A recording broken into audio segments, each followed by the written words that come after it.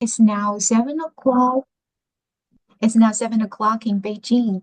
I guess we can get started with a brief introduction to the journal and to Professor Bisang. And thank you for joining us in the Innovation in Linguistics talk series presented by the journal Cognitive Semantics. I am honored to host today's lecture, which is the 18th lecture in the series. And Cognitive Semantics is a peer-reviewed international journal focusing on the relationship between meaning and mind.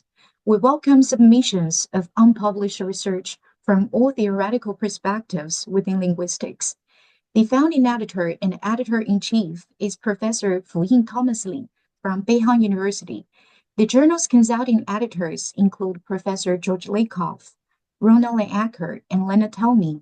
Our review editor is Professor Ed Fuyin. Our associate editors are Professor Dylan Gleam, Martin Hilpert, and Francisco Jose Ruiz de Mendoza. We're supported by a dedicated team of editorial assistants, including Dr. Liu Na from Central China Normal University, Zerong Gao Yuhang Yang, and me myself, Zifan Li from Beihang University.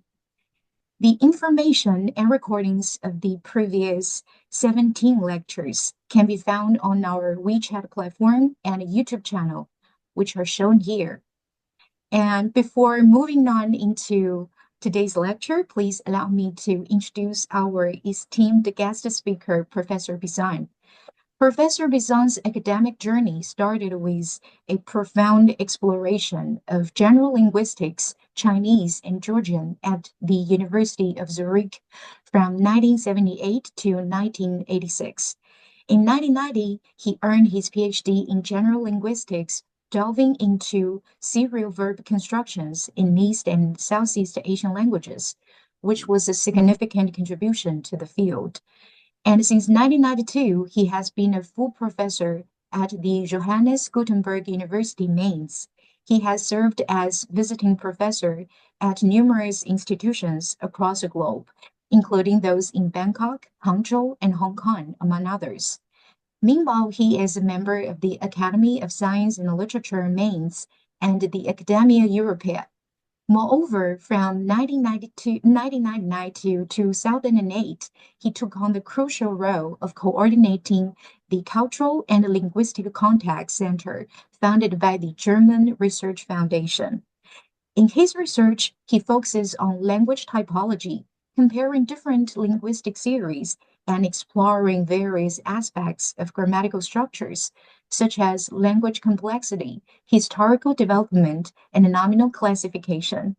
His insights have greatly enhanced our understanding of languages, and we are extremely honored to have Professor Bisang here today, and I'm sure his lecture will be both enlightening and thought-provoking. The topic of his lecture today is verb-based complex predicates, unity and diversity. Now, let's give a warm welcome to Professor Bisang. Well, thank you very much, Li Fanzi, for this nice introduction. It is a great pleasure and a great honor to me to join you in this excellent project. So I was very happy when I was asked, even though then last time I had to cancel because of certain reasons, but now I'm really happy that a few days before the New Year, I have the Chinese New Year, I have the chance to give a talk here. Before I start, I would just like to share the screen, of course, my screen, which is this one. Hoping that everything works out perfectly now and that you can see my presentation. Is that the case? Yes, Professor Bisang, we can see your slides now. So this is the title. As I said, it is a great pleasure to me to be with you today. Here in Mainz, or of course with you in China, all over China, I assume. It's just great to have this opportunity. So let's give it a start with my introduction. There is a big challenge in linguistics and, complex predicates are a big challenge in linguistics in general. There are various suggestions, which you can see on my slide here. Alsina et al. Started with their volume on complex predicate, and then there were a few other ones. I will not read out all of them, but what you can already guess from the number of authors I mentioned here, this is a rather complex topic, which also has been defined in different ways, even though all the definitions will be rather general, as you will see in a minute. You see the definition by Alsina et al. 1997, who defined complex predicates as, I quote, predicates which are composed of more than one grammatical element, either morphemes or words, each of which contributes a non-trivial part of the information of the complex predicate. So this sounds a bit abstract. Let's look at some examples, and you will already see how different these examples look. Let's start with Chinese, which you are all familiar with. 他跑进来了. So the definition is predicates which are composed of more than one grammatical element, morphemes or words. In this case, we have the words 跑进来. And each of these individual words contributes a non-trivial part of the information of the complex predicate as a whole. So there is a whole complex predicate consisting of the three verbs 跑进来. Of course, the second and the third verb being somehow grammaticalized. But such structure, we have also other structures, like for instance in Yoruba, where you have momu iwe wa ile, you have the verb take and wa come together, which then, with the relevant arguments mentioned here, of course, you get a sentence like, I brought a book home. And again, the meaning of take and come are condensed into a single complex predicate. But it is not necessarily the case that you just combine individual words like pao, jin, lai in Chinese or mu and wa in Yoruba. Sometimes these elements are also parts of the verbal morphology. So for instance, in examples C, yimas from Papua New Guinea, excellently described by Fawley, you have two verbs which are fully integrated into the morphological paradigm of the verb. So it is as if you would take an English verb and combine two verbs and then add all the morphology around this. Of course, Yima's morphology is much more complex than the English morphology. So what you can see here is Yara tree belongs to the fifth noun class. And then you have these agreement markers on the verb. And then you have kra, cut, and nga, give, and further verbal morphology. And the whole means something like, I cut trees, give for him. So I cut trees for him. The wood will belong to him as a consequence of that. So one can already see that here two verbs are condensed in a single word. Or then you have Urdu, the structure which we are going to look at in this case is a light verb construction. And you can see that here there is Nadia, the subject in the ergative, a letter in the accusative. And then you have lik, the bare stem, right? And then the verb give with its full verbal morphology. And the combination of these two words, right and give, again, create a single meaning in the sense of Nadia wrote the letter for somebody else. So, of course, that's the mixture. And I was unable, of course, to list or to present examples for each and every detail we are going to look at. But this is just for giving you a first impression of what we are going to look at when we talk about complex predicates. All definitions of complex predicates anyway. So the question is, to what extent are complex predicates a coherent linguistic category at all? And for that reason, multi-verb construction, giving somehow up the idea that complex predicates really are a consistent, more research later.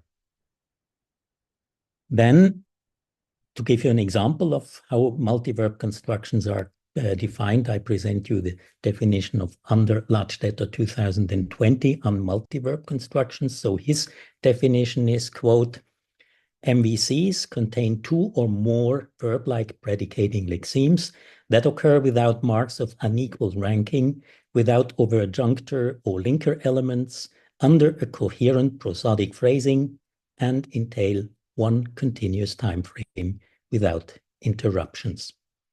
This definition, and we will meet various of these features again, namely overt junctors, the elements of overt junctors, coherent prosody, phrasing, continuous time frame without interruptions, and so on. As I said, we will meet various of these features later on, but they leave a lot of leeway. And as I said, they are intentionally vague for having some idea of what the research is about, and then for further checking whether there are coherence phenomena or how the different patterns co-vary. So to give you to start, I would just very briefly introduce to you our complex predicates in languages project, subtitle Emergence, Typology, Evolution, and short complete. You can see this is a joint research project supported by the French Agence Nationale de Recherche and our German research foundation, DFG. The team is on the left side, so we are 7 people on the whole, and there are on the right side an additional 28 specialists of individual languages, families, or theoretical aspects who will write the chapter for a volume and who also contribute to our database, whose parameters and features I will introduce you to a certain extent today. So the pattern is similar to an earlier work on grammaticalization, our MAGRAM, Minds Grammaticalization project, which ended, among others, in a 2-volumes book, Cross-Linguistic Variation in Grammaticalization Processes and Areal Patterns of Grammaticalization. This is just very briefly to show you the volume, and you also see the members and the main authors and contributors, and of course also helpers in making this possible. Well, now our complete project does not look at everything that is called complex predicates. We limit ourselves to what we call verb-based complex predicates, or short VCPs. What is a VCP? This is our preliminary, the basis for our analysis and also for our data collection. Grammatical construction serving as a predicative constituent to a single syntactic subject for all the verbs involved, and involving at least lexical items, which either belong synchronically to the class of verbs or include a grammatical morpheme, which is also used as a full verb. We will come back to this. What complete explicitly excludes are structures in which one part of the complex predicates has properties of parts of speech different from verbs. So for instance, take a walk. If walk is a noun, then we do not take data on such data into, or give a lecture. We do not take such data into our database. So all components need to be verbs, and they need to function as verbs as well. If they are nominalized or whatever, we exclude them. What is the aim of my presentation? I would like to provide you with a survey on the different types of constructions discussed under the umbrella term of verbal complex predicates. And that means that we will look at types of verbal complex predicates, structural properties of these different VCP, verbal complex predicate types, and we will also look at concrete data on individual languages for illustrating cross-linguistic variation, to give you an idea of how complex predicates actually look like in ever so many different languages cross-linguistically.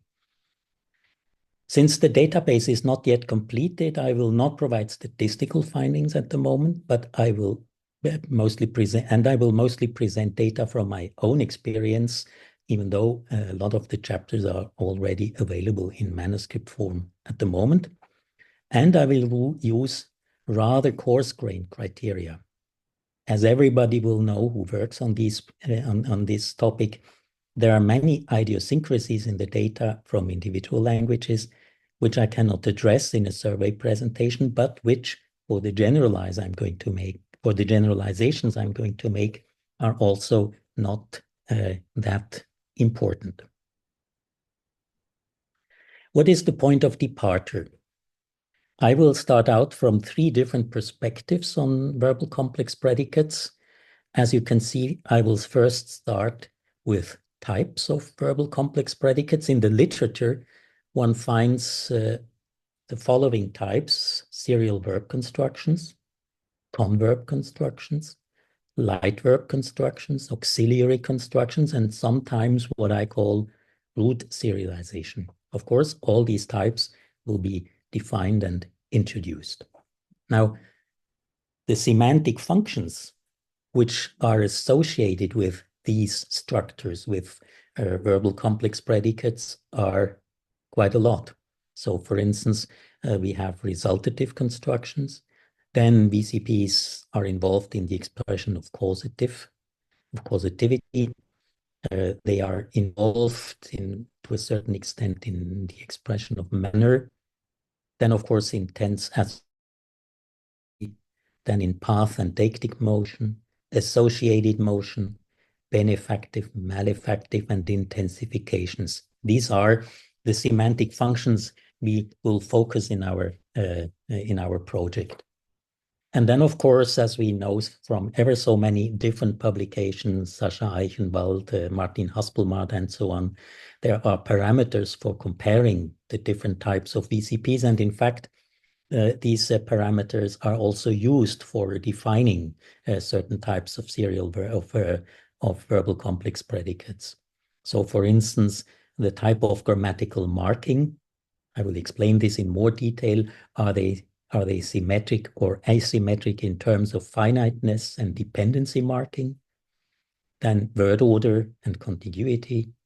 To what extent are these structures single words, or do they consist of more than one single word? The levels of juncture in terms of the role and reference grammar, argument sharing and pooling, sharing of operators and modification, and grammaticalization and lexicalization on the other hand, or the question of whether these VCPs rather belong to the grammatical side or to the lexical side. So this is the whole inventory we shall look at. So we have 3 perspectives, 5 types of VCPs, functions of these VCPs, and the parameters for comparing these types of VCPs. And the research question is, are there correlation between the 5 VCP types, the semantic functions, and the parameters? So, of course, I will not be able to look at all features. That would generate quite an astronomical number of examples and details, but you will see that I select certain features out of these. So the parameters will only be checked as far as they are discussed in the literature for distinguishing different types. We have the 5 types of VCPs, and we have the parameters for comparing types. And not all of these parameters are equally important for defining the different types of verbal complex predicates. What we will need are the ones in blue, namely type of grammatical marking, symmetry as asymmetry, word order and contiguity, wordhood, levels of juncture, argument sharing, and only the blue ones, types of grammatical marking, wordhood, argument sharing and pooling, and grammaticalization and lexicalization. As we will see, these parameters are integrated into the definitions of these 5 VCP types. And then, of course, we will also look at the functions, but we will only pick out those which are marked in green here. So I will look at tense, aspect, mood, evidentiality, at deictic motion, at dative, benefactive, but this green one is not correct, so I will not look at intensification here. But the other 3 ones, TAMA, deictic motion, and dative, benefactive. in combination with types of BCPs and the relevant parameters marked in blue. So this is the overall idea. What is the roadmap? We are going to look at types of verb-based complex predicates plus short presentations of some parameters, because interestingly enough, the parameters I was just presenting you, so the blue elements here on the right side of this slide, they are very much inspired by research on serial verb constructions. So it makes sense to integrate them here also when I talk about different verb-based complex predicate types, and in particular on serial verb constructions. Then we will look at correlations between VCP types and functions. We'll look at, as I said, tame, deictic motion, dative benefactives, and then there will be a short conclusion and further perspective and factors. So this leads me to the second chapter of my presentation, the second part, which is on types of verb-based complex predicates, the 5 types, as I said, plus short presentation of parameters. Let me start with some, by now, classical definition. So there is this 1997 definition by Mark Dury. The archetypal serial verb construction consists of a sequence of 2 or more verbs, which in various rather strong senses together act like a single verb. Dury is explicitly careful in his definition, leaves it rather general. So what we have here is, as you can see, a sequence of 2 or more verbs, and they, in various rather strong senses, act like a single verb.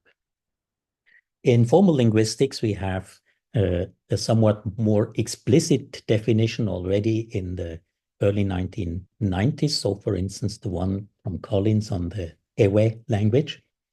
A serial verb construction is a succession of verbs and their complements, if any.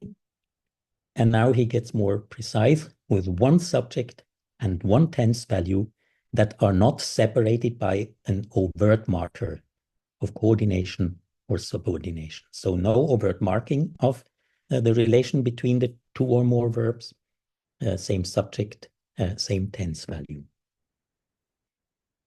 And Eichenwald's more elaborate definition, there is even a yet more elaborate definition with all the features based on 2018. But for my purpose, Eichenwald's 2006 definition is sufficient.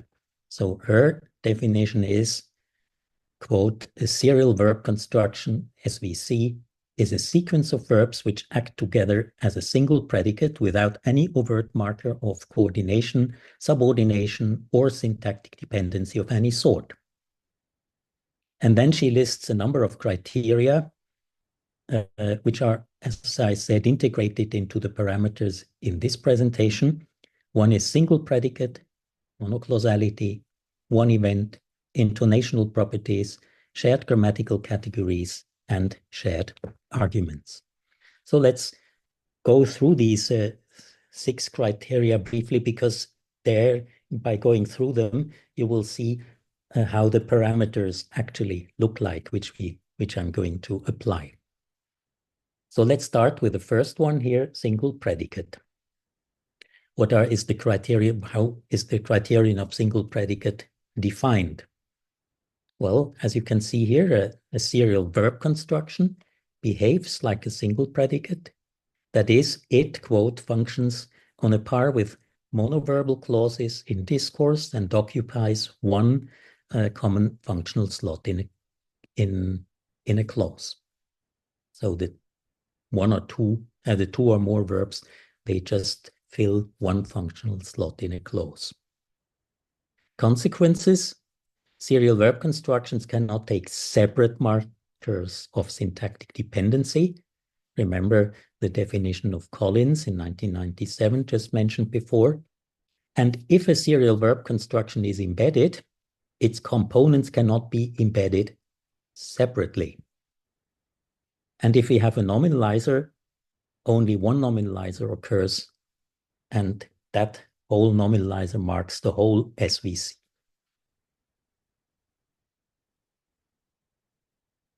let's look at one of the criteria of single predicate, namely subordination. And you can see here in this example from Tariana, an Amazonian language, extremely well analyzed and studied by Eichenwald as field work.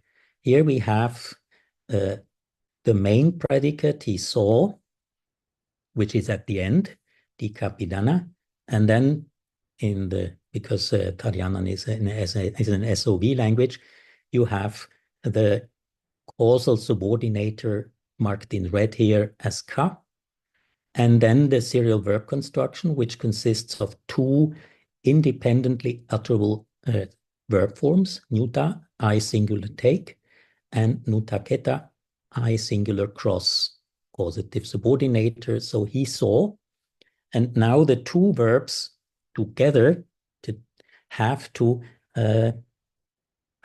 be marked by only one single causative, by only one single marker. He saw that complementizer, I took it across.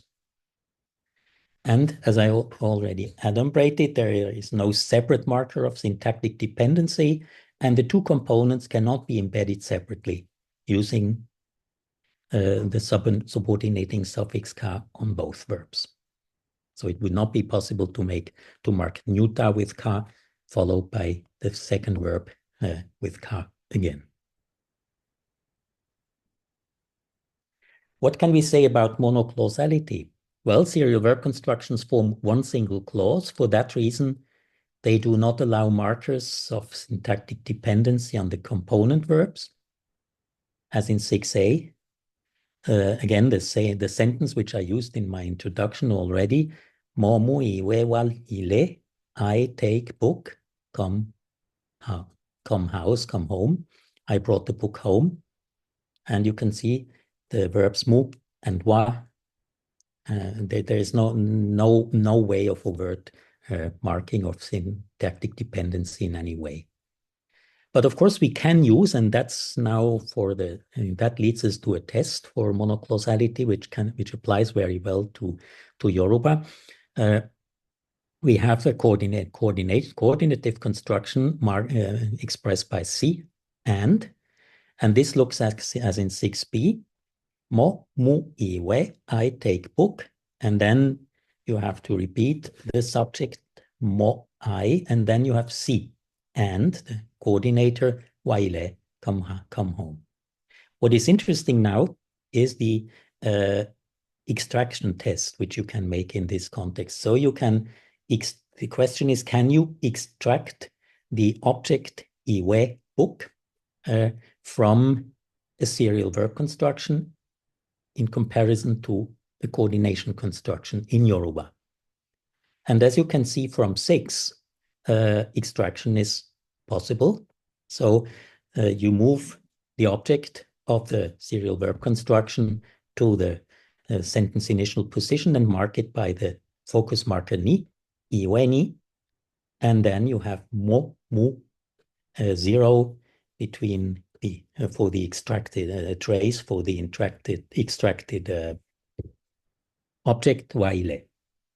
What is not possible is you cannot extract the object from a coordinate sentence. So if we have something like, it was a book, iwe ni, focus marker, I took and came home.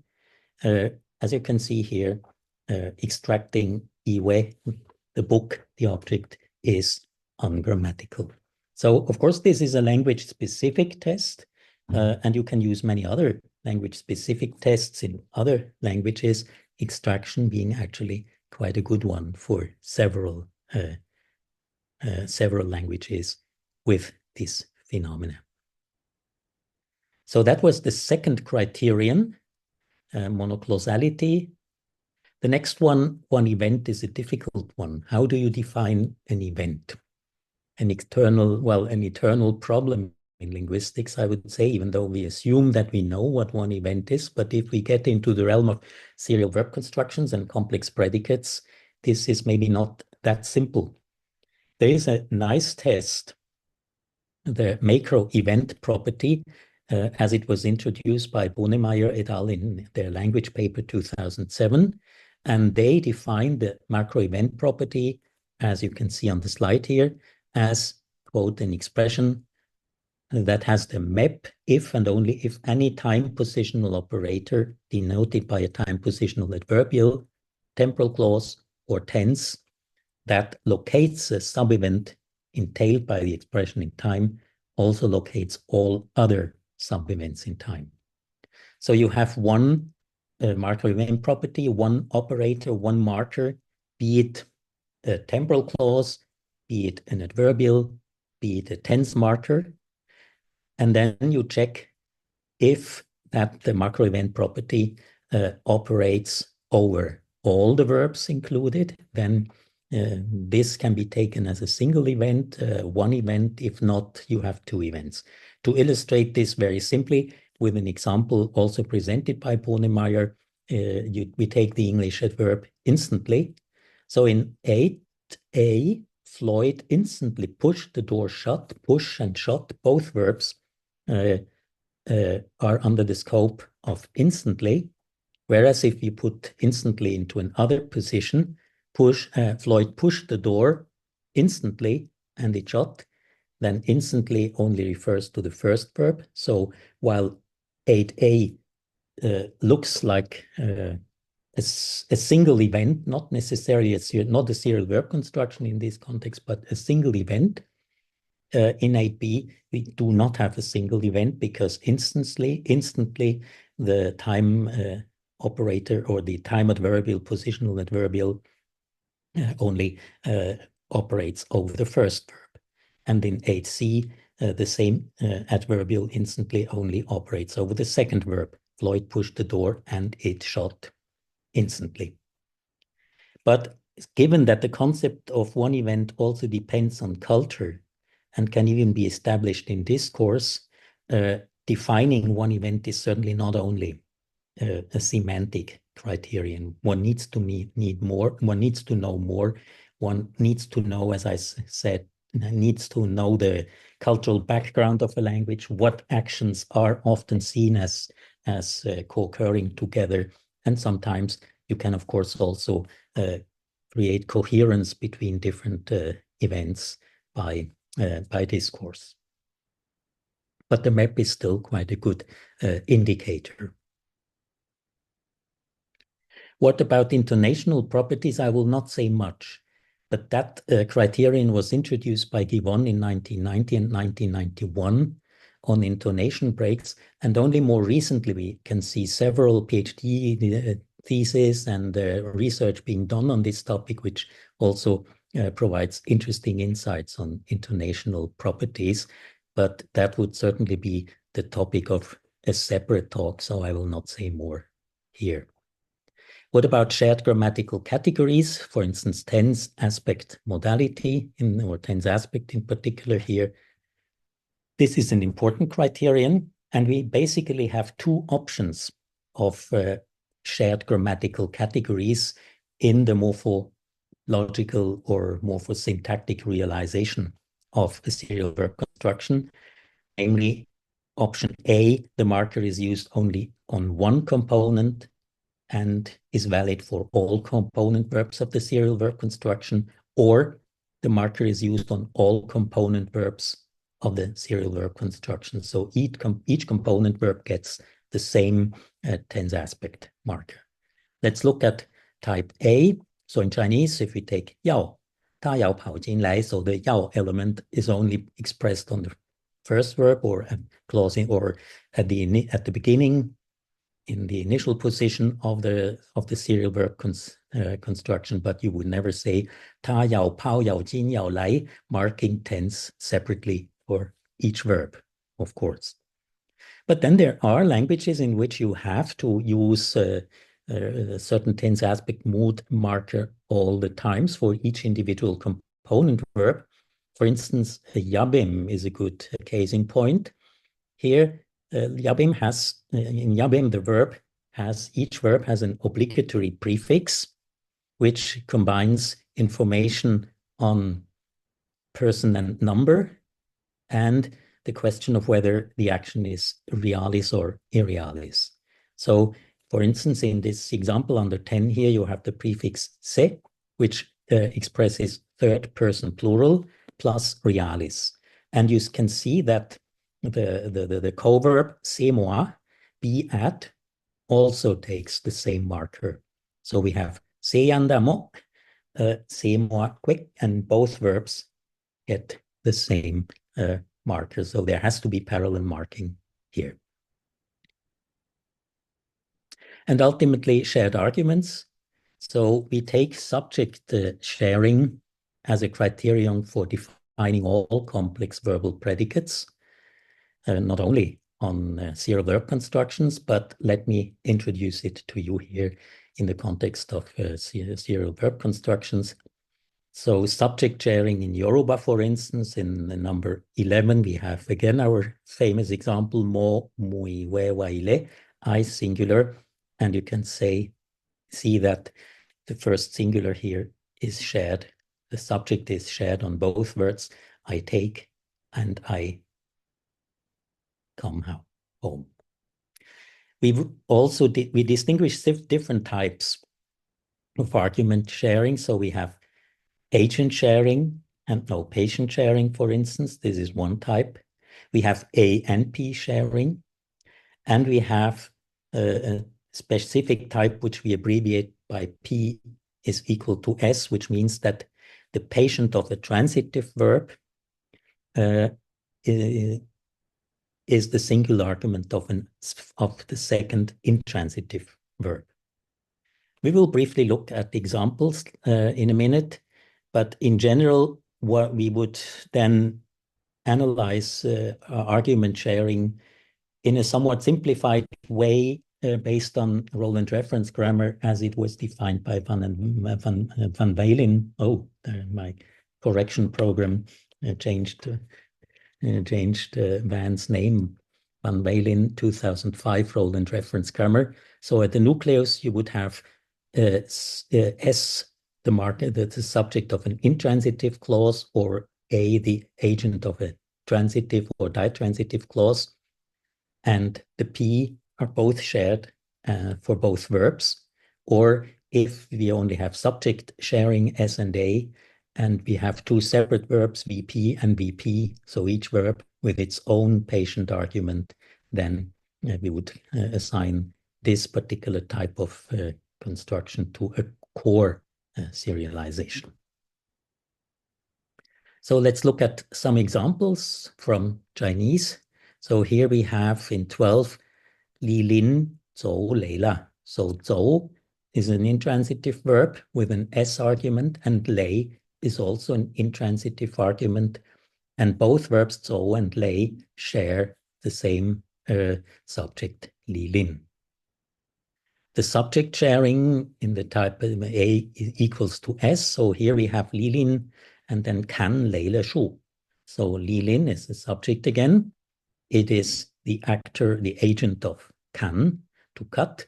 And of course, it is the S argument of Lei, again, being tired. Li Lin was cutting down trees and as a result became tired. Sometimes the one and the same construction, the A and P are shared if we have two transitive verbs. 德国队, so the German football team, 战胜法国队. 战胜, 战, and 胜 interpreted as transitive, both as transitive verbs. They have the same agent, 德国队, and the same patient, 法国队. And then 15, S equals P or O. So we have a transitive object of V1, and that is equals to the intransitive subject of V2. So Li Lin, and then we have Ta, wipe. And we have Ganjing, being clean. And the object argument is tuozi. And here we have the two elements share O and S here. So these were the different parameters, which I try to introduce to you briefly. And now the question is, of course, to what extent are these parameters and their properties crucial for distinguishing, for instance, first, serial verb constructions from converb constructions. Later on, we will also check how we can distinguish the other types of verbal complex predicates from each other on the basis of these parameters. So we can say that the serial verb construction is a complex predicate construction characterized by A, no marking of the individual component verbs as parts of the VCP. We call this asynthesis. And if we look to the right of my presentation, you can see that for converbs, abbreviated as CVP, converb construction is a complex predicate characterized by A, the lexical verb takes a specific converbial form. So while we have no marking in the case of serial verb construction, now this distinction between symmetric and asymmetric marking, no marking on the one hand in the case of serial verb constructions, and explicit marking to an asymmetry between the verbs involved on the side of the converbial form. And B, if the finite form, so in a serial verb construction, the verbs that occur in a finite form, that is, they can also individually as independent verbs. And that is not possible in converbial forms. So converbs cannot occur alone as independent verbs. So this shows the relevance of the parameter of type of grammatical marking, symmetric versus asymmetric, on the verb. So this is again to show the difference between serial verb constructions and the converb constructions is based on this first parameter here, type of grammatical marking, symmetric, asymmetric. This is of course, there are also other features, but this is a crucial feature for distinguishing serial verb from converbs, and this is also mentioned ever so often in the literature.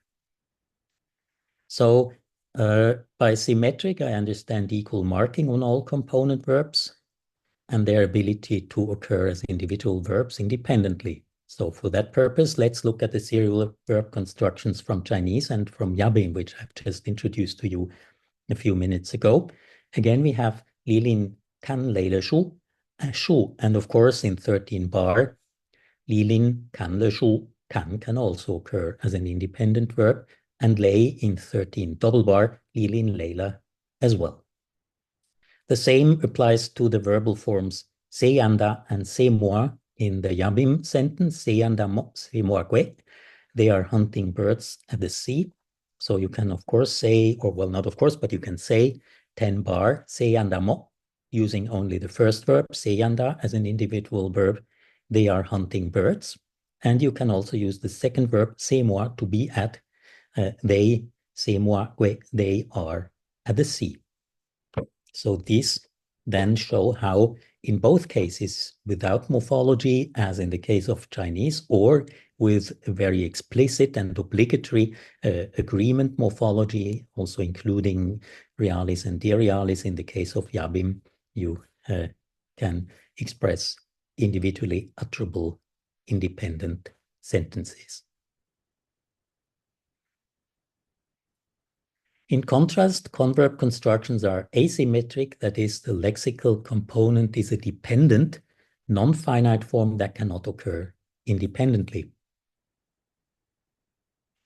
In addition to that, the converbs also have the following properties outside of the verbal complex predicate. So let me first show what what converbs are in general, and then we will look to what extent they are actually involved in verbal complex predicates, because the functional domain, the functional range of converbs is beyond complex predicates. And that can also be seen from their very definition. They combine clauses which are in a relation of adverbial subordination or sequential order.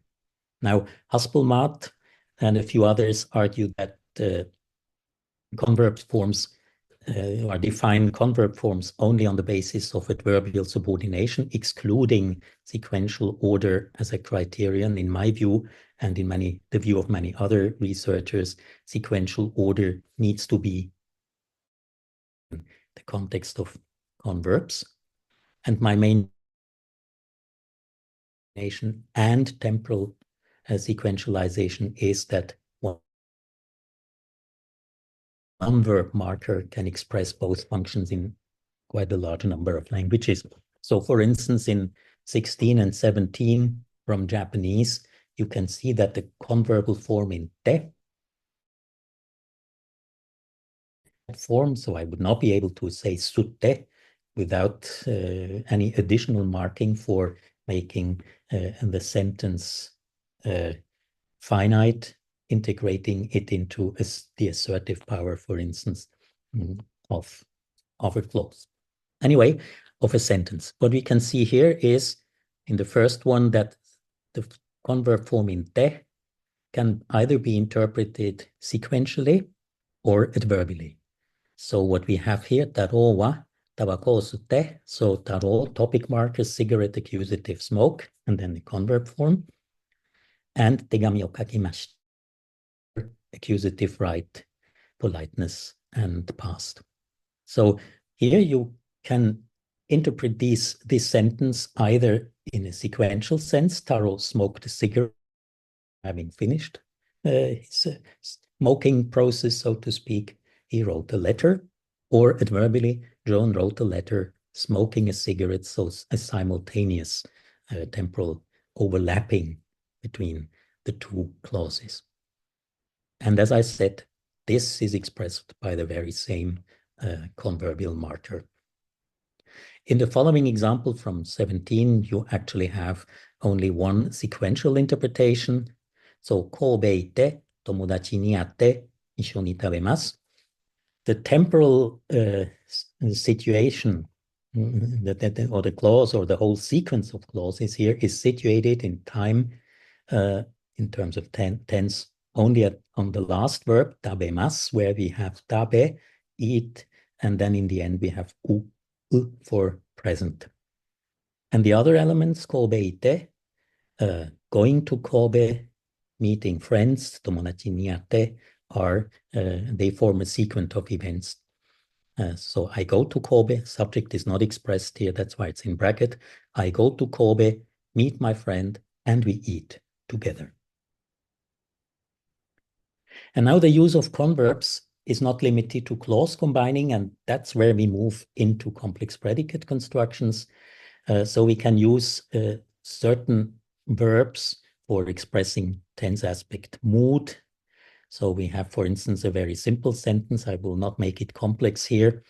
So we have inunga, the dog, and then we have the verb run, and we have the verb to be, hashite iru, and the combination of the lexical verb run in the converbial form plus the auxiliary, plus the verb to be with some specific meanings.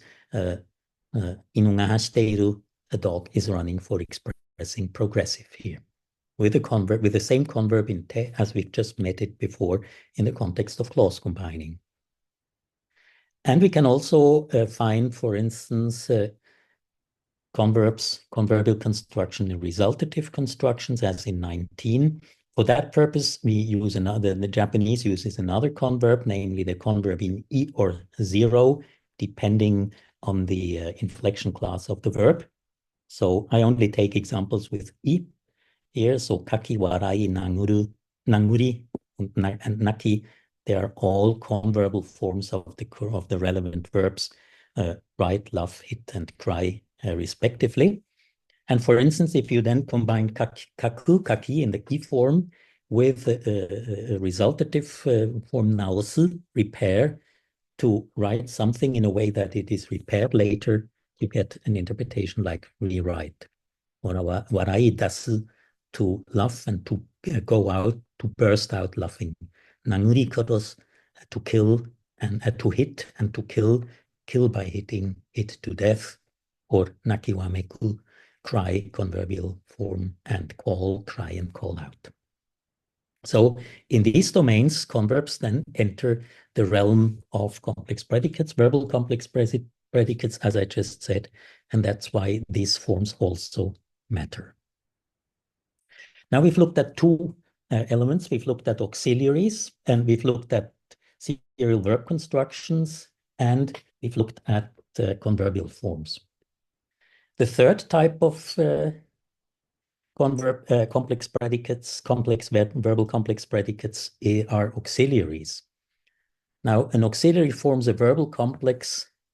An auxiliary that forms a verbal complex is characterized by verbs which have lost their argument structure and cannot be taken as separate clause nuclei. And the same verb can also be used alone as an independent verb. So very simple, we know all of that from standard average European languages like English and French.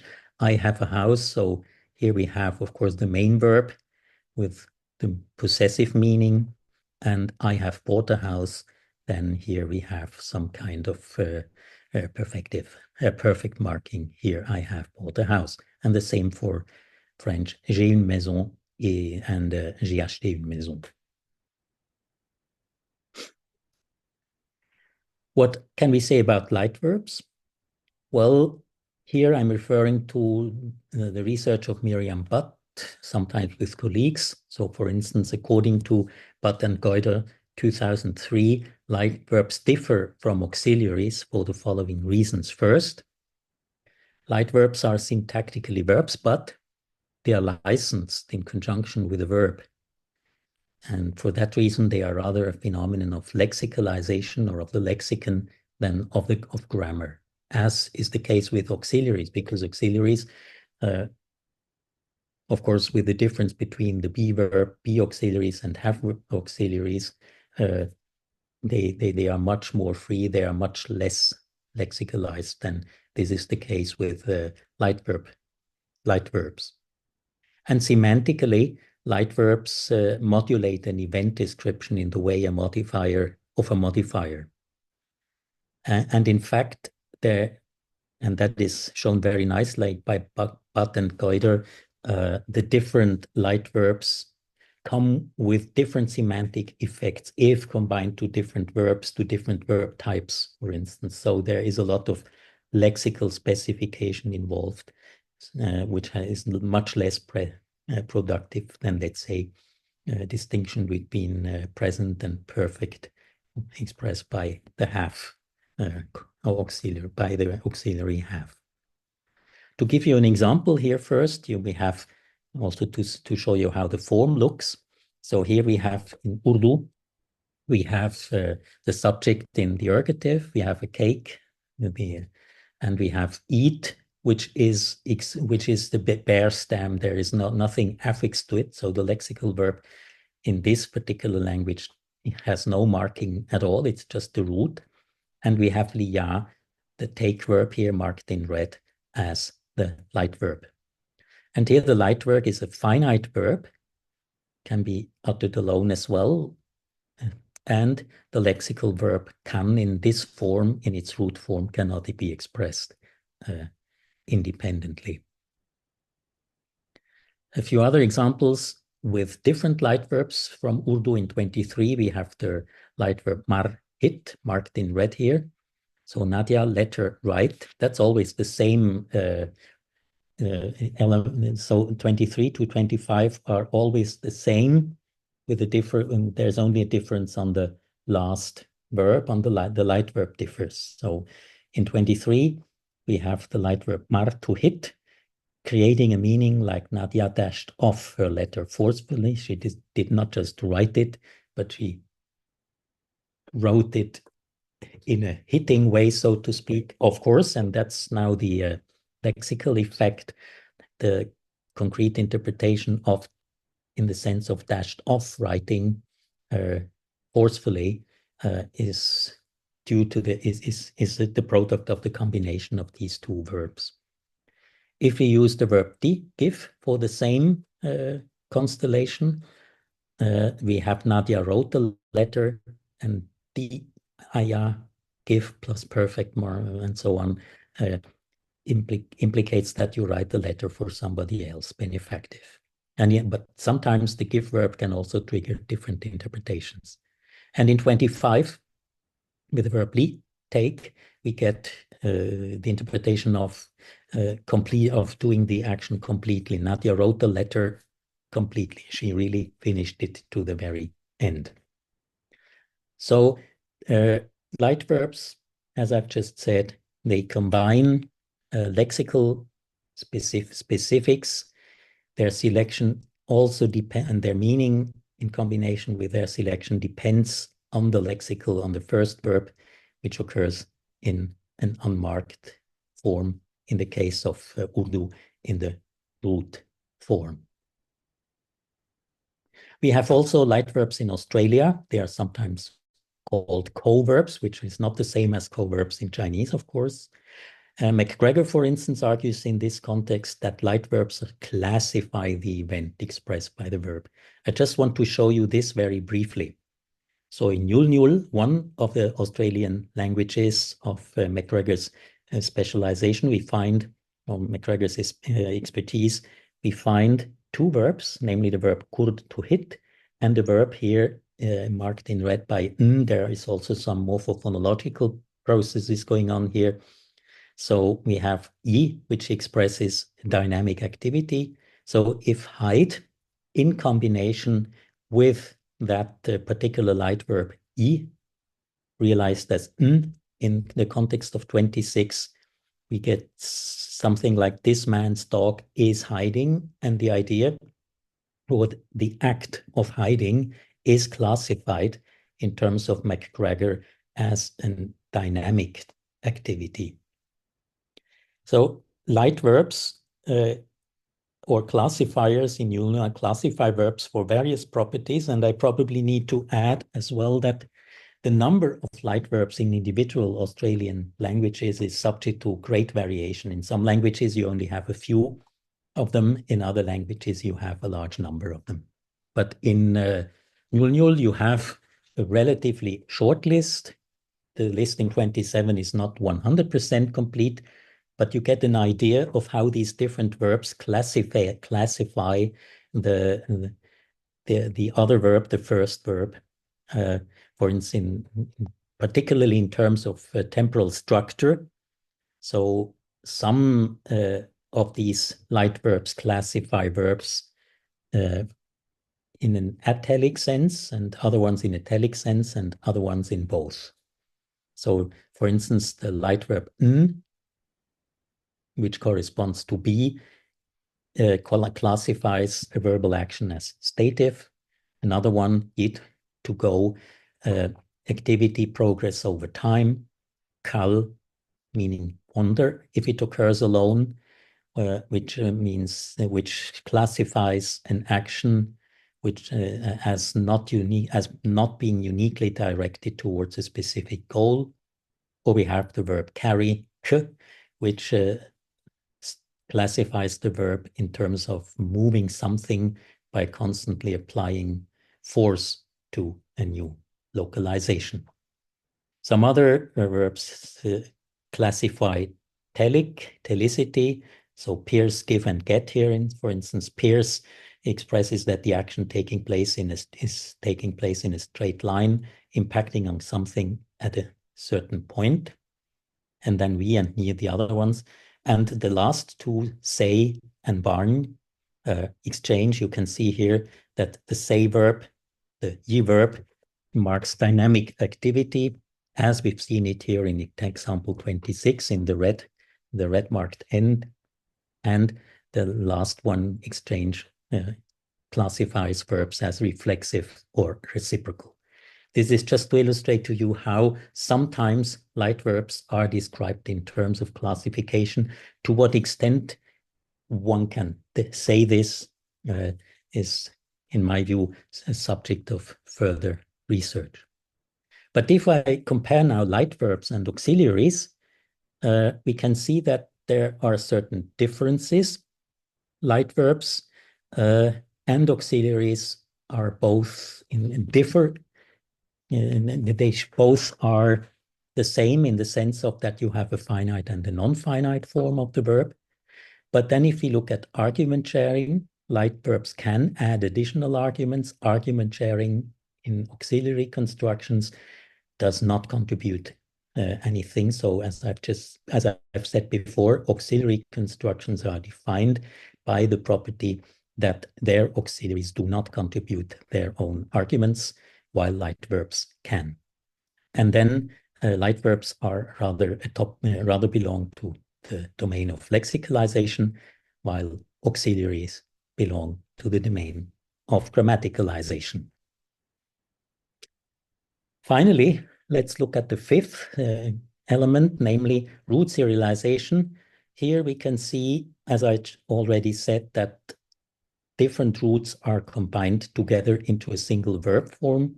For instance, in this Alamblac sentence in 28, here we have I, dog, people, and then you have the verb form consisting of two verbal roots, vika and hai, buy and give.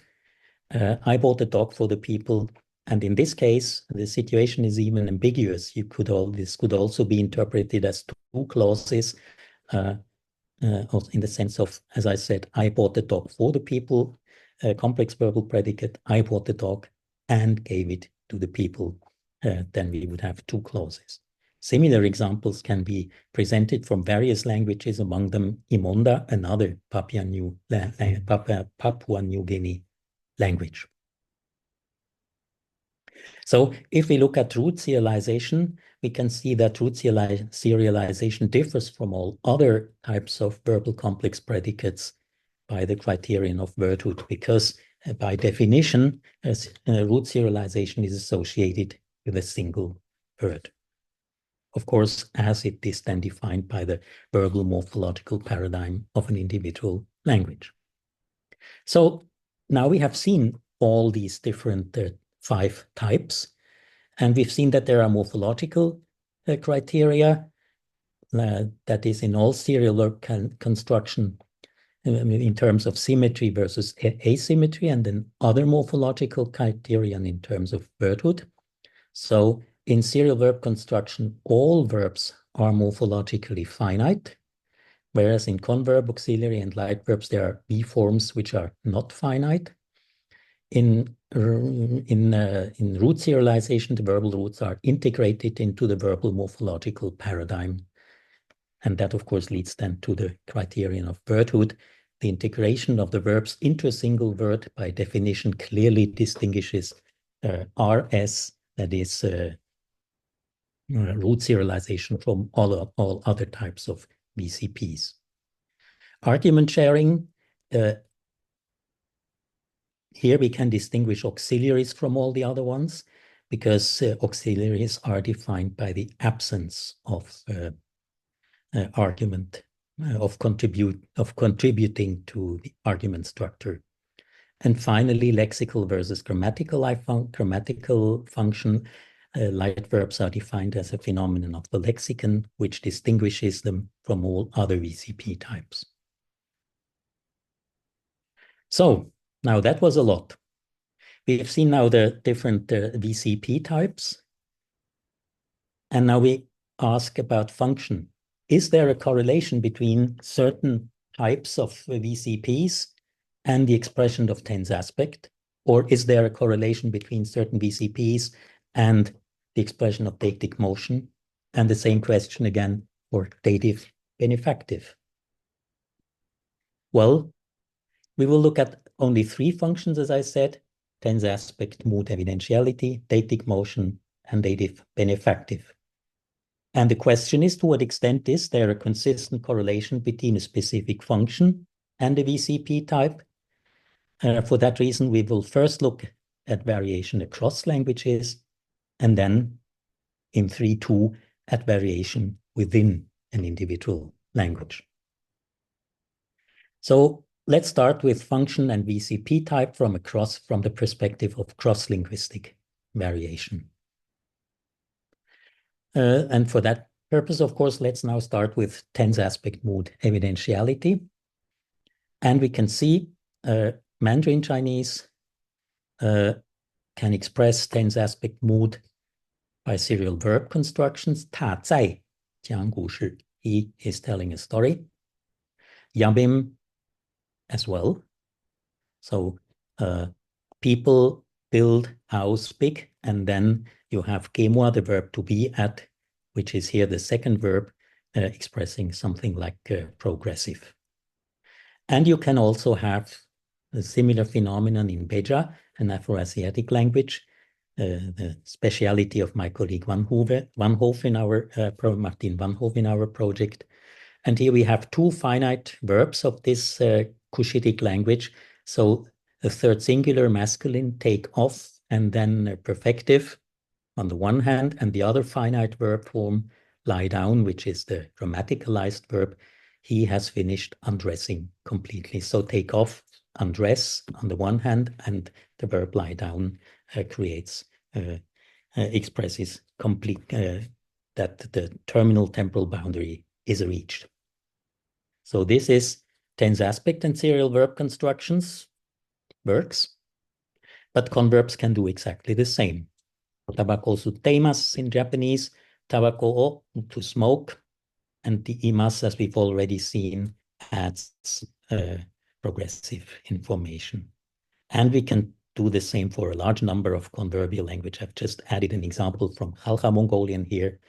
How dare you speak like that to your teacher? A typical example from a spoken language. And here you see that you see two converbial forms in a sequence. Quite often, actually, you can combine different tense aspect markers or tense aspect modality markers into sequences of such events. Here, speak in the converb form, that's the lexical verb, can for the modality, and then by the be verb for expressing some kind of progressive. How dare you speak like that to your teacher? Tense aspect mood, of course, is extremely common with auxiliary languages in Europe, but not only. Let's look at an example from Tswana, a Bantu language. The data are from Denise Cressel, who is cooperating with us in our project. So here we have the following properties of the auxiliary. The first verb does not necessarily display full regular verb inflection. As here in 35, we have a singular weeds, and then we have uaha, which lacks certain properties that would be needed for full verb, and then we have the second verb to grow, which has everything that is needed. The second verb is a regularly inflected verb form, also found in monoverbal constructions, and auxiliary verb and lexical verb cannot be taken as separate clause nuclei. So the forms constructed with auxiliary have the same functional range as the prefixed tense aspect mood evidential markers. This is just one example. There are many more of this type, as I've just said. Now, the combination of tense aspect mood evidentiality and light verb constructions as a productive grammatical phenomenon is excluded by definition from light verbs if they are defined as elements of the belonging to the lexicon. And finally, tense aspect mood and root serialization. This is actually quite common in a number of root serialization languages. So we, for instance, find that in 36, Imonda, Papua New Guinea language described by Seiler, 1985. So here we have the verb loh, to stand, and you can see li loh, to lie, and loh, to stand together in the final word, marked in red. Lie and stand express something like habitually, I habitually sleep over there. So what can we say about tense aspect mood evidentiality and VCP types? Well, tense aspect mood evidentiality can be expressed using all VCP types with the exception of light verbs, which do not express grammaticalized functions. This is, of course, not exactly a supporting argument for a specialization of certain functions coming with certain VCP types. But what can we say about deictic motion and serial verb constructions? So the next semantic function. Let's take Chinese as an example. And let's again take our example, Pao Jin Lai. And of course, this is more or less productive as long as your first verb expresses motion. So here, yes, deictic motion can be expressed by serial verb constructions, and in Yabim as well. So in Yabim, for instance, you have here in 38a the verb gala, written gay. So the second word, ga and la, and the C in the end is a glottal stop. So I gala, gaming.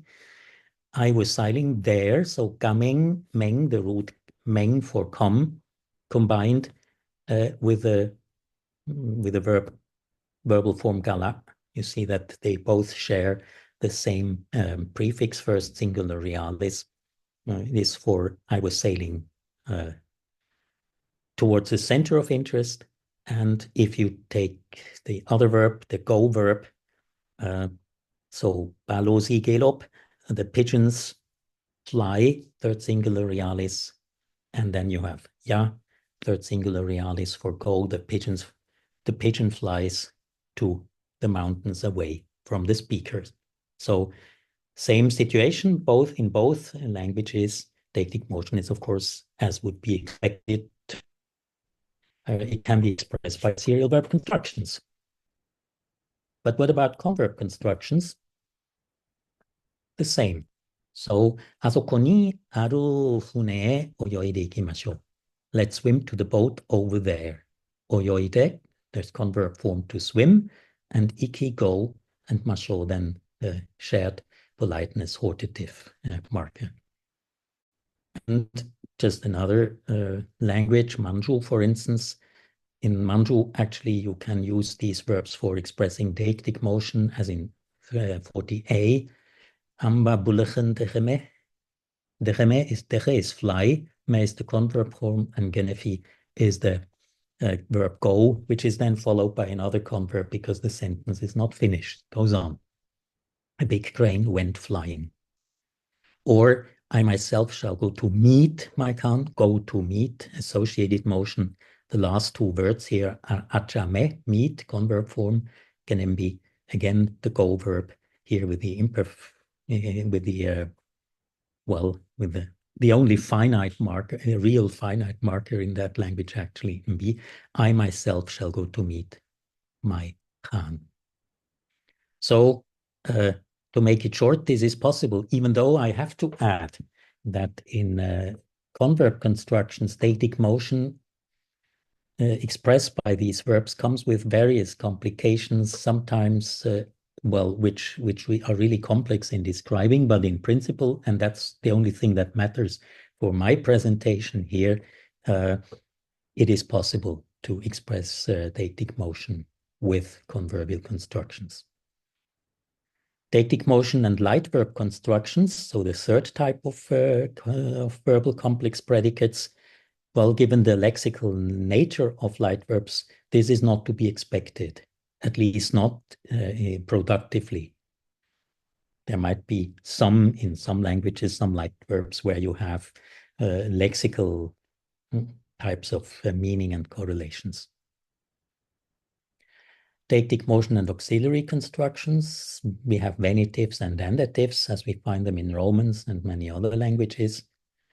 And we also find deictic motion in serial verb constructions. Again, from Imonda here, we have the classifier in 48a, we have a classifier, stick into and enter, or in B, look and descend.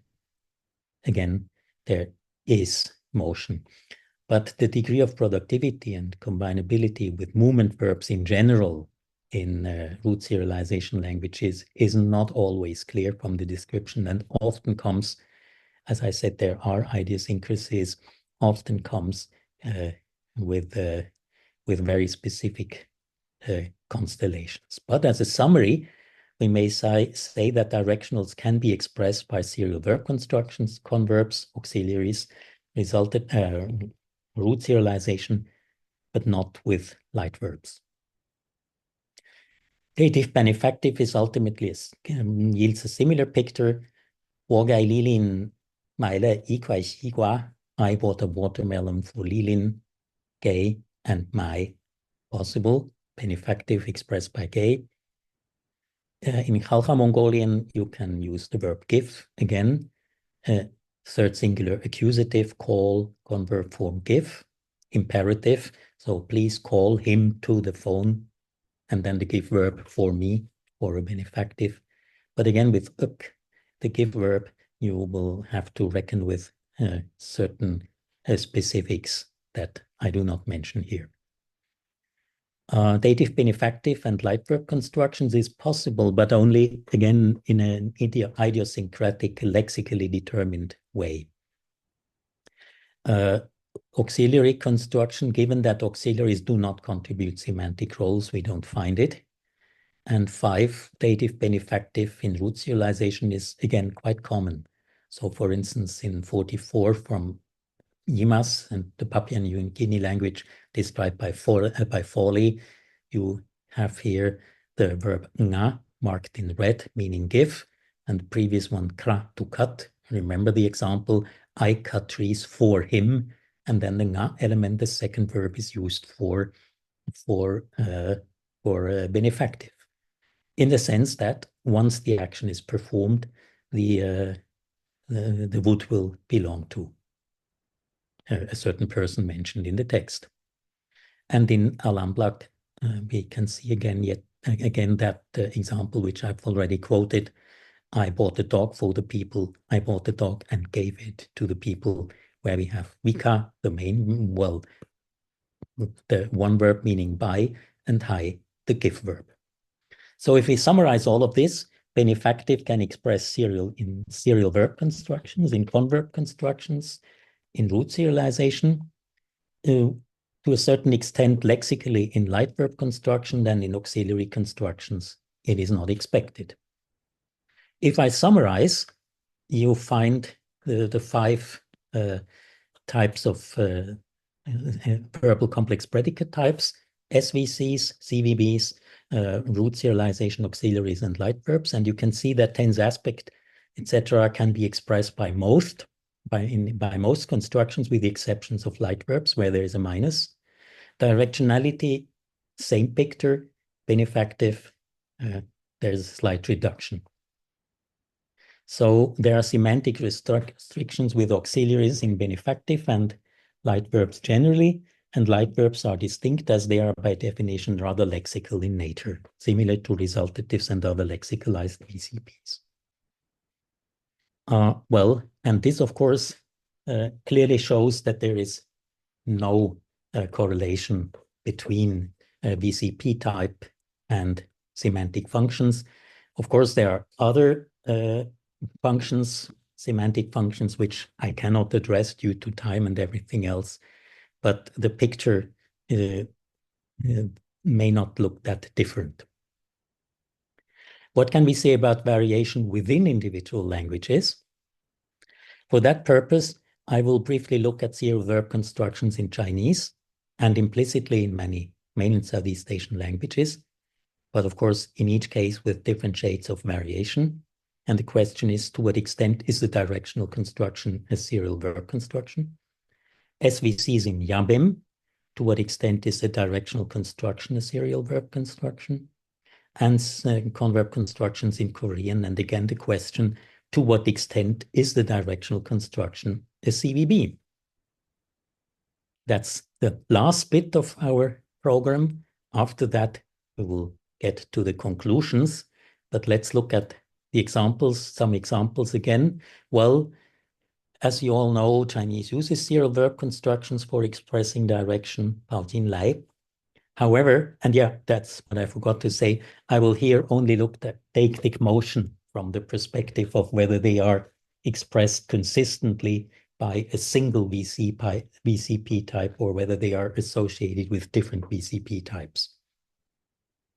So Chinese uses serial verb constructions for expressing direction. That's well known. However, the same directional markers occur with non-movement verbs.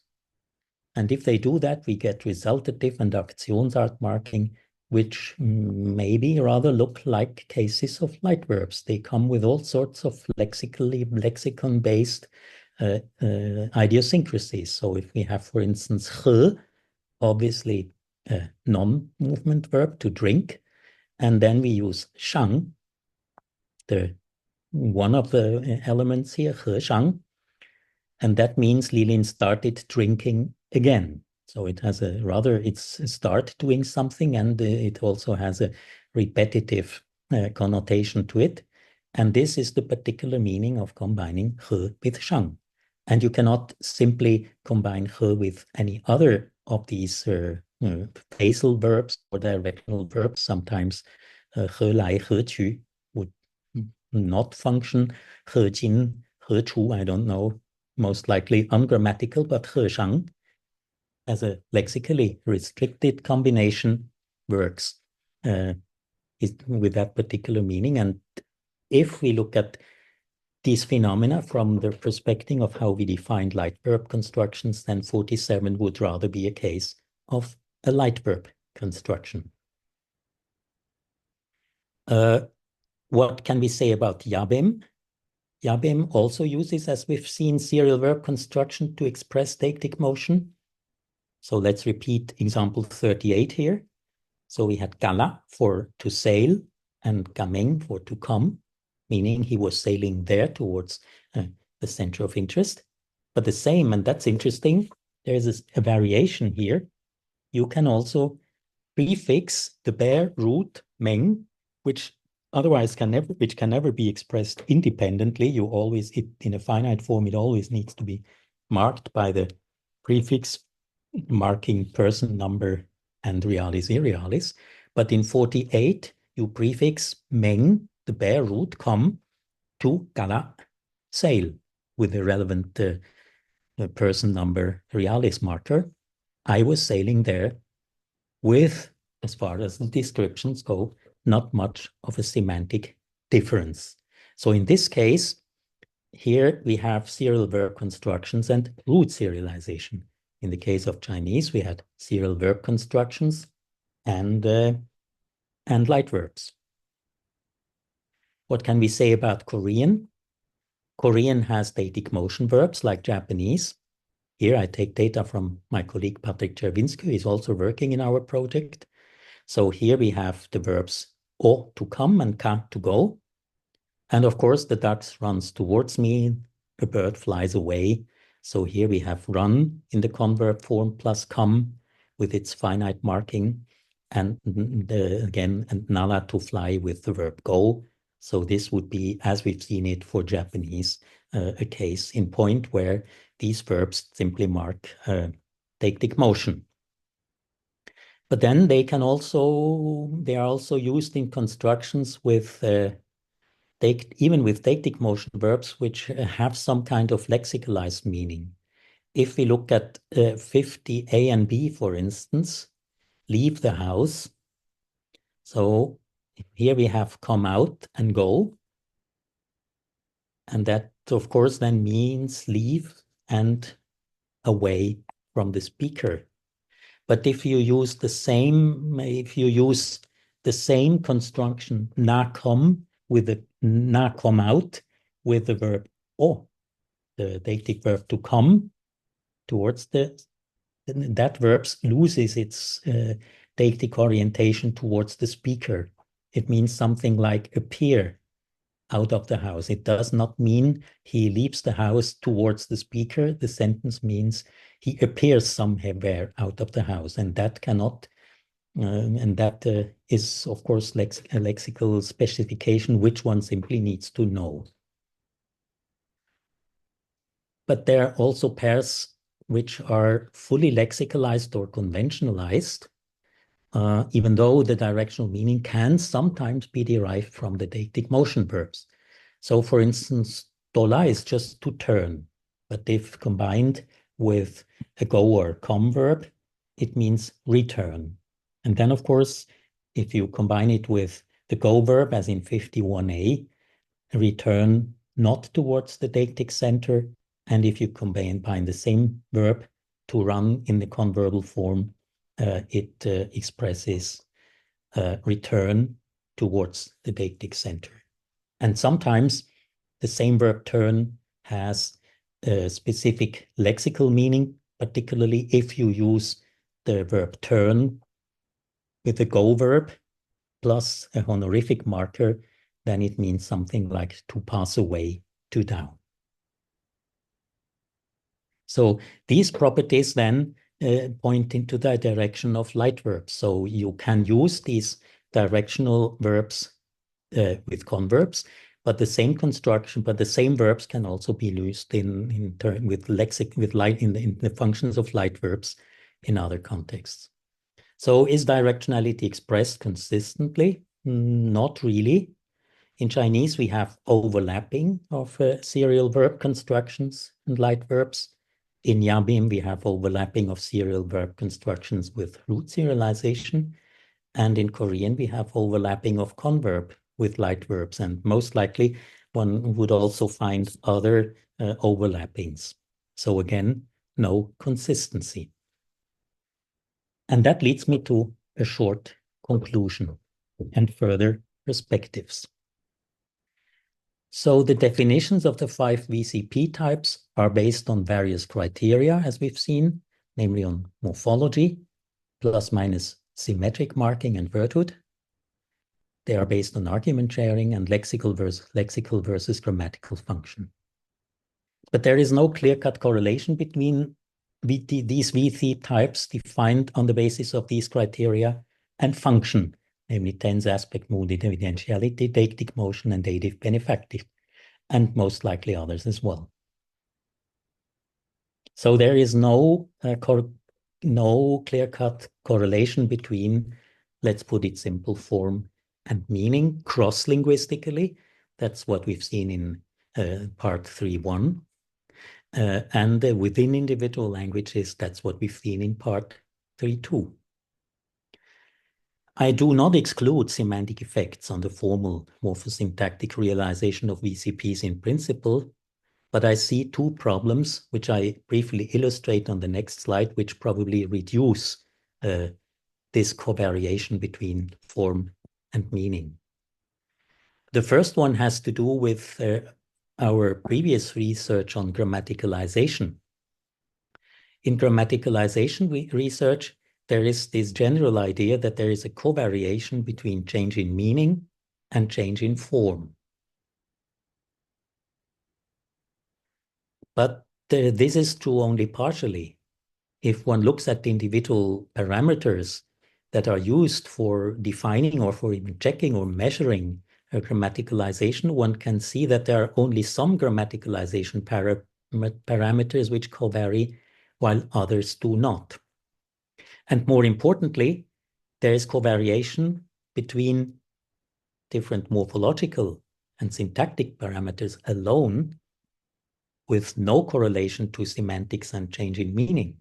So this is, of course, well known. We have all sorts of morphophonological, morphosyntactic processes which do not take place on the basis of meaning change.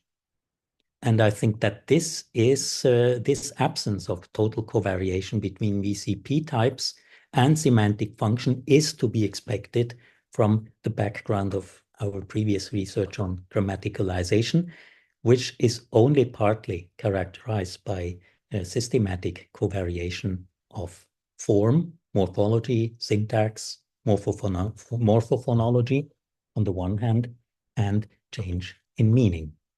And the findings of Ross on the life cycle of converbs similarly shows the limited relevance of such formal criteria as I've just mentioned them. The second one has something to do with areality. Well, as we all know, grammatical properties diffuse geographically with their speakers within the spread of language families on the one hand. So language families or the members, the individual languages spoken as they are spoken by their speakers, traveled migrate, and that leads to the spread of language features, language families with their features. And on the other hand, we have contact between speakers of different languages. And there is again some evidence from Ross's work, for instance, and others as well, and that and most likely also from our data that areality, geographic diffusion matters. So to summarize, verbal complex predicates remain a challenge. Understanding them depends on the modeling of at least the following factors: the interaction of meaning and form, which took the vast majority, basically was my topic of today's research. But we also have to integrate diachronic or consider diachronic processes of change like grammaticalization, morphological and morphophonological processes as independent processes, which are not necessarily linked to semantics. And we also have to take into account areal geographic diffusion of linguistic properties. And with this, I think you must be tired after my long presentation. I would like to thank you all for your interest and for your for listening to my presentation. And now, of course, I'm most open for questions, comments, criticisms, whatever reactions there are in the audience. Yeah, thank you, Professor Bisang, for this very contentful and enlightening lecture. And before moving on to the Q&A session, may I spend a few minutes on a brief summary? As far as I can understand them, I'm not so sure whether I get the full picture of this very contentful lecture. So if there is anything wrong, please feel free to correct me. Yeah. That's probably a good possibility to also come discuss things. Yeah, thank you. So this lecture is about the verb complex predicate, and Professor Bizan has shown us some preliminary findings about this research on VCP. It mainly focused on the understanding of the relationship between different VCP types and various semantic functions across and within languages. There are 5 VCP types categorized based on multiple criteria. For example, morphology plays a role in distinguishing between different VCP types, considering aspects such as symmetric or asymmetric marking and wordhood, and also argument sharing among verbs in the VCP and the distinction between lexical and grammatical functions also contribute to a finer grained classification of different VCP types. And however, the connection between these VCP types and their functions, such as tense aspect, mood evidentiality, dactyl motion, and dative benefactive, is not that straightforward. Cross-linguistically, the same function can be expressed by different VCP types in various languages. And within languages, a specific function is not necessarily consistently realized by one single VCP type. For example, in Chinese, the SVC and light verb construction can overlap in expressing direction. However, there are 2 issues emerging. One is about grammaticalization, and the second one is about areality, and it requires further research and probe into the association between this, it requires more exploration in terms of language evolution and language complexity. Well, that's all for this brief summary. And now we can move on to the Q&A session. Please feel free to unmute yourself and discuss with Professor Bizan. Hello, Professor Bisang. Hello. You may take a short break, and my question comes from my examples, and you don't have to answer. And in the end, you can give your comment. I give you some examples first. 猫爬上了树。The cat climbed up the tree. So I intend to refer to 爬上, 爬上. So that is climb up.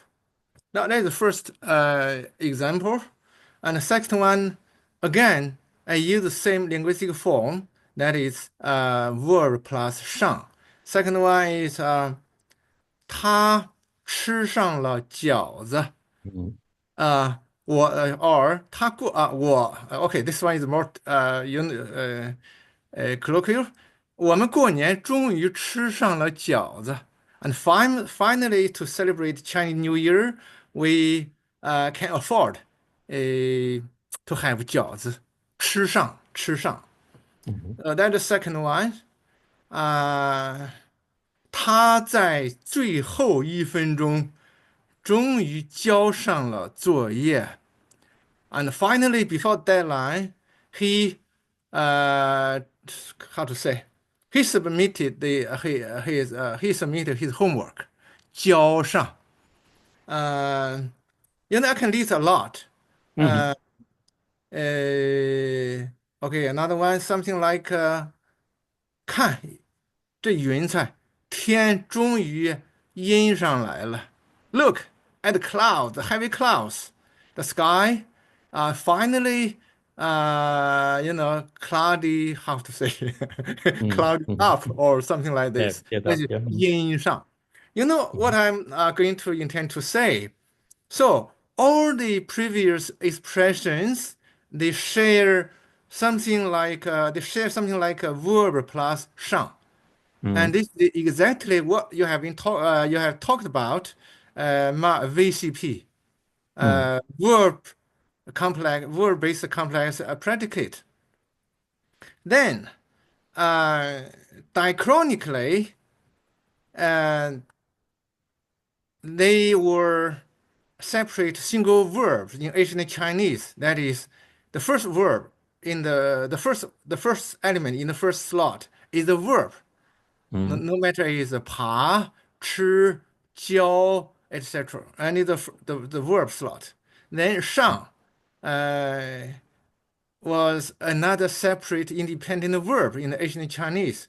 But along the whole range of grammaticalization, the same form remains. That is verb plus 上. But they overlap. I cannot say, I'm not able to say because I don't have enough data. They might cut across all of your VCPs. This is my point. You may disagree. And second, they also might overlap across all your functions. So I don't know how to ask the questions. If that is the case, is that there might be a problem with your classifications of VCP and their functions and their correlations. And this is the first area. I'm looking forward to have your comment. Second, all the data you have discussed today, of course, I enjoy it very much. This is a great. I enjoy your lectures very, very much. This is a great, pleasure, especially on the weekend before the Chinese New Year. Now, that is the first area of question you may comment. Second, the data you have included overlaps exactly with the data that Lantermi establishes his TUI typology. If you may disagree, but for the Chinese, it is the case. That is, Lantermi established his TUI typology completely based on the verb plus complement. And the verb plus complement are completely included in your data. Then, do you have anything to say about the TUI typology using your data? Thank you very, very, very much. This is not a question, but I I'm looking No, forward to your thank you very much. comment Because in this area. thank you very much, Professor Lee, Thomas Lee, because I think this is, well, on the one, let me start with the first one. In fact, this is what I try to show, that there is a I mean that these verbs of motion like shang xia, jin, chu, that I only illustrated with shang, of course, other ones as well as guo, and even lai, and particularly lai, they can also move into other, on the surface, they look the same. A combination of two verbs in a sequence. But on the one hand, we have a productive serial verb construction in which you can basically take any verb of motion or of transport, any verb that includes movement in its semantics. And then you can combine it with basically any of the elements. You can 走, 去, 走, 来, 走, 上, 走, 进, 走, 出, whatever. So this is the productive part, and this is what I would then associate with serial verb construction. If we take what is defined as a light verb in terms of Miriam Butt and other specialists, then there is a difference. Light verbs express lexical sequences, and of course, you can have also you can have certain constructions like 吃上, but can you 吃出, 吃进, 吃过, but then it's an experiential marker. It's yet something different. So there are lexical restrictions of certain non-motion verbs normally show lexical restrictions, and these lexical restrictions also then move into other types of constructions, the resultative constructions, and so on. And this is, in fact, what I also try to illustrate in the context of the development of grammaticalization, that maybe the beginning really is serialization, but then certain verbs, like these movement verbs, get further grammaticalized or lexicalized, yielding different types of complex predicates, and also yielding different properties up to a certain extent. So from that perspective, I would say, yes, that's exactly what I wanted to say. So such constructions, you mentioned the examples with shang, are on the one hand serial verb constructions, but on the other hand, they are also resultative constructions, and then they move into something different. And maybe one of the tests you can apply, 吃不上了, 吃得上了, but that would not be possible with a serial verb construction, 走得来, 走得去, 走得进, would not function. So from that reason, we also have, let's say, a kind of formal test type of evidence that we are dealing with different structures here, and that is what I wanted to illustrate with these examples. And then, of course, that can not only be seen in the context of Chinese and the serial verb constructions, but also converb constructions, as far as they are concerned with complex predicates, show may lead into different functions that can be compared, for instance, with an auxiliary. The difference is that auxiliaries do not provide their own arguments, which is somewhat different with converbal constructions. So yes, there are exactly these overlappings which make it very hard to combine, or to really distinguish these phenomena. And that is a problem that has been addressed by many people. For instance, also Miriam Butt and her colleagues, they would assign structures like 和尚 or 脚上 or 吃上 under light verbs rather than serial verb constructions, not excluding, of course, that the language also has serial verb constructions. And the second one with Len Talmi, I think there is one thing which is maybe important for me and not so important from a purely semantic perspective, but in my perspective, one always has to see in the old de Saussure perspective, meaning and form as a single thing that combines in one way or another. And then these different forms, they come with different semantics somehow has to manifest itself in form.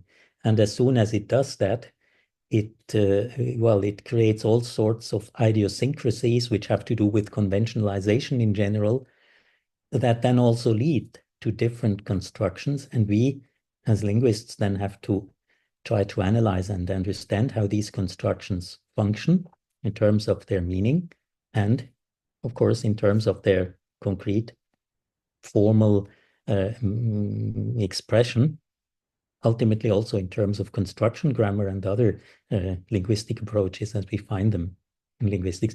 I'm not sure whether I fully answered your second question, but I hope that I did that at least partially. Thank you. That's very clear. Thank you very much.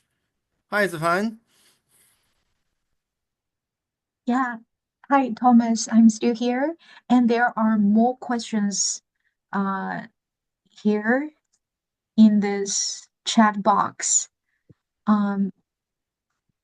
Professor Bisang, can you see this I'm just questions trying to, typed down here? Yeah.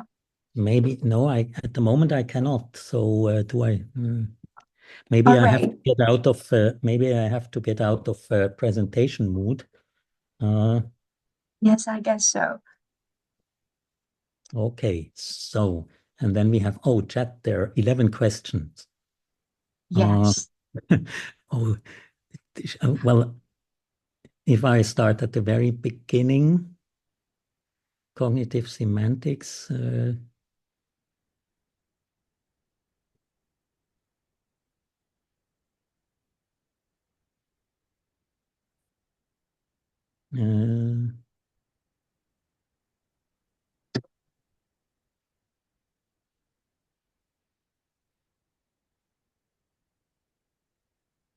you mean the one is on the ca ganjing question? Well, this is, I think, on the one hand, a question of the extent to which, if you define serial verb constructions as the unmarked juxtaposition, then it probably looks like a serial verb construction. But in this context, we would probably rather treat these elements as elements of light verbs. And then the question would be, there's also a difference. There is also a difference in terms of properties. Of course, you can say ca bukanjing or something like that, ca de ganjing, which would not be possible with a serial construction properly. Yeah, I would agree to that. So I don't see many linguists argue that the concept of finiteness is more appropriate as a feature of discussing clauses. Yes, that's what I mean. But of course, then the thing is, and that is what I think should be made clear. On the one hand, you use the same form in a complex predicate construction. So that's one side of it. And then on the other hand, you use, as I said, the same form in clause combining. And I agree, finiteness is a property of clause combining, but the very same form can also occur in serial verb constructions. And that's how then one would, I would define serial verb constructions. So I don't see a contradiction there, because I take the fact that these forms can be uttered independently just as a test that these forms are finite. And of course, within their verbal complex predicate, they form a coherent unit, which is then corresponds to one particular subtype, which is related, which is called serial verb construction in that context. I hope I answered this properly. Then the next one is, thanks for the interesting talk. I'm wondering whether there are some consistent criteria for distinguishing finiteness. Well, this is a huge topic. The consistency of finite verbs. What is finiteness? You know that there is a long discussion, a very classical one, associating finiteness with tense and agreement in the formal linguistics context, and in a more functional context, I would argue that finiteness has something to do with the fact with the question of whether a certain verb in its current form can be expressed independently in a main sentence. And if that is possible, I would talk about finite forms. And interestingly enough, and that's what I actually say in Bisang 2007 and also some other publications, that the features that make the distinction or create the asymmetry between finite and non-finite is limited. There are features like tense aspect, of course, agreement, sometimes politeness, and a few other ones, but there is a limited set of some 5 or 6 different grammatical categories associated with finiteness.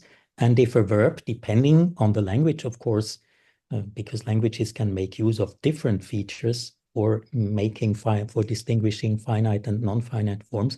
So, for instance, in one language, finiteness might depend on tense. So, finite forms are tense, non-finite forms are not. In other languages, polite forms are finite, politeness marked forms are finite, while non-politeness marked forms are non-finite, and so on. And that is that is high. That is how I would address this issue. And then, yes, there's Yo Matsumoto's comment on de and I. Yes, both creating complex predicates. These two are different in that deictic motion verbs participating V1, de V2 forms as yes.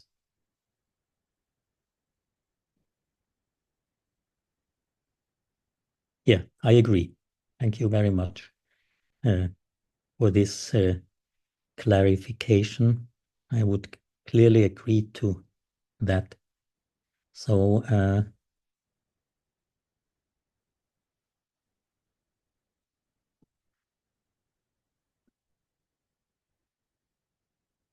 and maybe even the distinction between V1I, V2, and V1 de V2 is probably even somewhat similar to the distinction between, and I guess that there is also a historical connection there maybe, between the regular serial constructions of the type run, enter, come, 好进来, and the other type, the resultative constructions with I, which are much more lexical. And I assume that there could even be a correlation between the two different forms, verb 1 I, verb 2 leading rather to resultative or at least semantically more integrated types. And yes, and the de form would in principle be less so. And thank you very much. I think I have to read Matsumoto 2021, the semantic differentiation of verb de form and verb compounds in Japanese. Yes, and we also had a very interesting talk, two very interesting talk on these topics in our we had a workshop at one stage, and also in our SLA meeting on this. Yang Jia Yu, thank you for your fascinating. I have a question about the criteria of SVC in Mandarin. There are some special verb resultative constructions such as 小王孤红, 眼睛, yes, and his eyes became red. Now yeah, of course, the example with what this is 泡累了嘛, exactly. in which we have both interpretations. He ran the horse and the horse became tied. Do you think this VRC conforms to the criteria shared argument? The second one, Ta Pao Lei Le Ma, yes, it's just a question of what is shared. So, but in the two interpretations, so he ran and he was running, and as a consequence, running with a horse, and as a consequence, he became tired. So then you would have S, the two S, and in the other hand, you would have correlation with the O. What is interesting here is that and we have several of these phenomena, that the combination Hao, Lei, we have two intransitive verbs, but in combination they get a transitive verb, and we actually discussed this in one way or another, arguing that these are also instances of the resultative construction. The Chinese resultative constructions is one of the most interesting ones. In the other Southeast Asian languages I've looked at, resultative constructions are much less developed. They have, of course, the similar structures, but they are much less variegated. But I would argue that they belong to the same.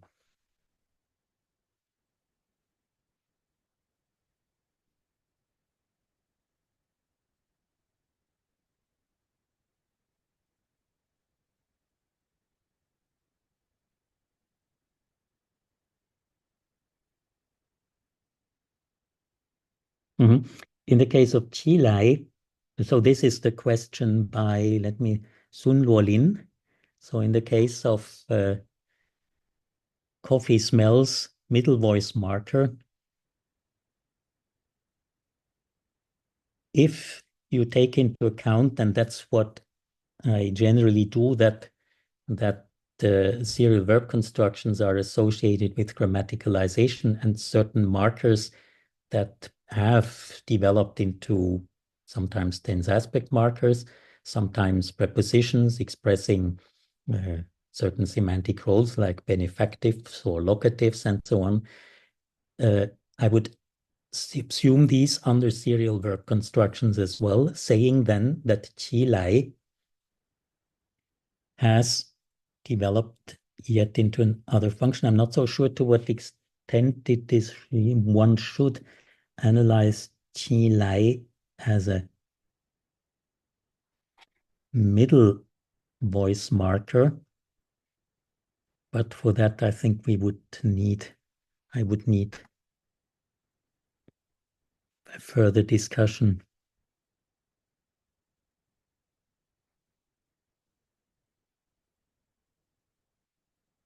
And to Wenjiu's question, yes, I would argue that coverbs fall into the same, but that there are some subcases which might be more complex. Okay, these are some of the questions which I've seen.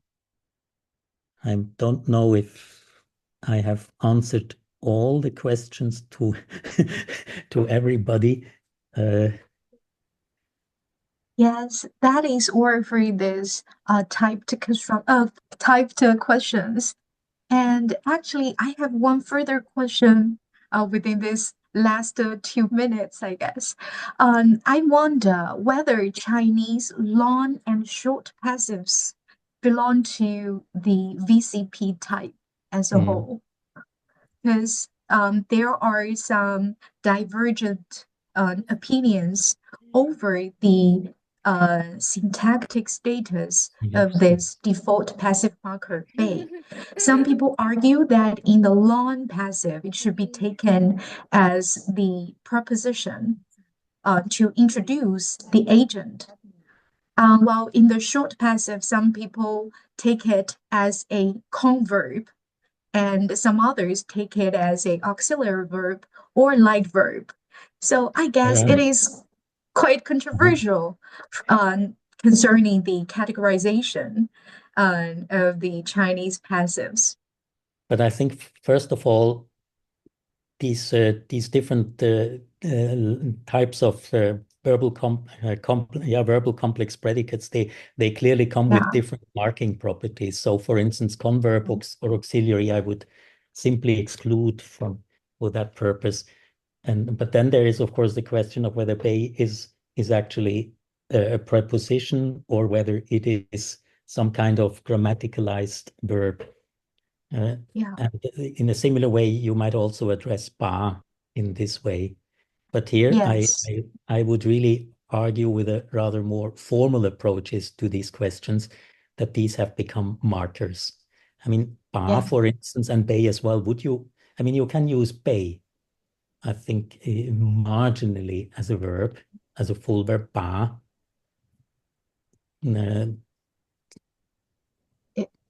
But its usage as an independent barman, for instance, or something like that in soccer, or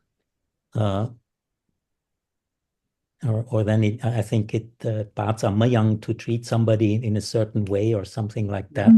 There you would probably argue it's still a verb, but otherwise it has lost everything that has to do with the verb, synchronically. So I would simply exclude both markers, Bei and Ba, from the serial verb construction because of that. And then what remains is the question, basically, is it a preposition, co-verb? Maybe the functionalists tend more to this interpretation, but it would be an atypical kind of preposition or adposition.